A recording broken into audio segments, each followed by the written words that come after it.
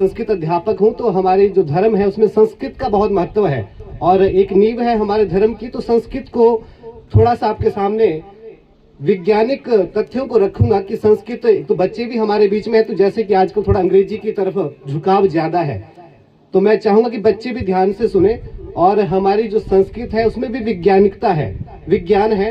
तो थोड़े कुछ तथ्य आपके सामने पेश करूंगा। सबसे पहले आपको बताना चाहूंगा कि संस्कृत जो है वो विश्व की सबसे प्राचीन और जो है विस्तृत भाषा है। इस संस्कृत में अन्य भाषाओं से सबसे ज्यादा शब्द है। इसके शब्दकोश में हम कहें जैसे पर्यायवाची शब्द होते हैं तो अनंत यानी कि सैकड़ों, एक शब्द के सैकड़ों इसमें शब्द मिलते हैं। और इसके बाद में कहूँ तो जैसे वैज्ञानिकता की बात कर रहा हूँ, तो जैसे कि भारतीय जो ग्रंथ है वेद सबसे पुराने हैं और ये भी संस्कृत भाषा में रचे गए हैं।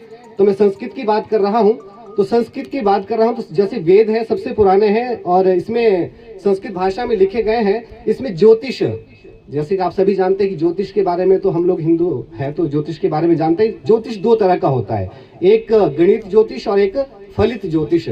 फलित ज्योतिष जो हम नॉर्मली देखते हैं कि हम कुंडलियां देखते हैं किसी का फलादेश करना हो, वही दूसरी तरफ जो गणित ज्योतिष है जो कि गणना करता है।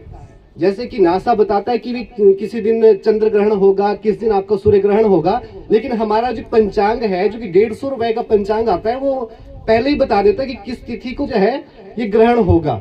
जबकि नासा हजारों वर्ष बाद, तो क्या कुछ सालों बाद भी नहीं बताया पाएगा कि कब भविष्य में होने वाला, लेकिन हमारा जो पंचांग है, जो गणित ज्योतिष है, वो हजारों साल आगे जब कभी भी हमारे ग्रहण पड़ने वाले उसके बारे में आपको सही से गणना कर देगा।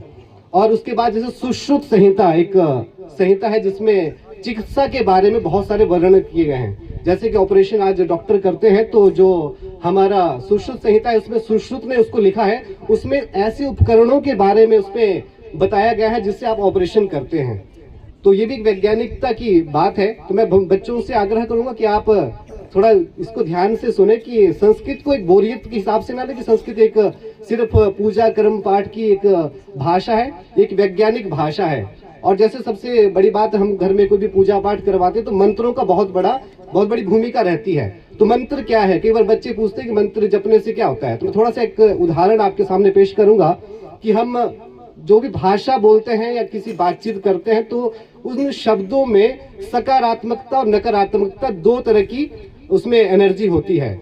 अब हम किसी से बात कर रहे हैं, किसी को गाली देंगे तो एक तरफ से एकदम से क्या होता है, गुस्सा आ जाता है। तो उससे क्या होता है, यानी कि उन गाली में तो शब्द ही है लेकिन इतनी नेगेटिव उसमें नकारात्मकता है कि किसी को एकदम से गुस्सा आ जाएगा। वही दूसरी तरफ अगर हम बोलते कि यार सॉरी, माफ कर दो, तो उसमें इतनी पॉजिटिव एनर्जी है, सकारात्मकता है कि दूसरी तरफ वो एकदम से शांत हो जाता है।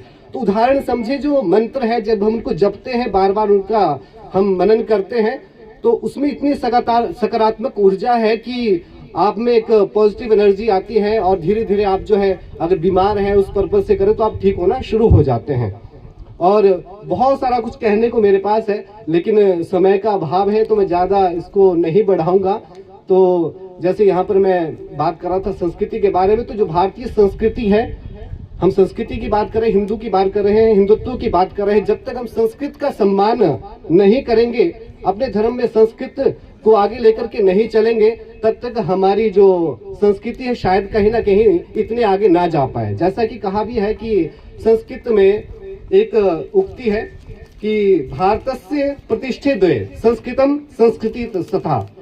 जय तो संस्कृतम, जय तो भारतम।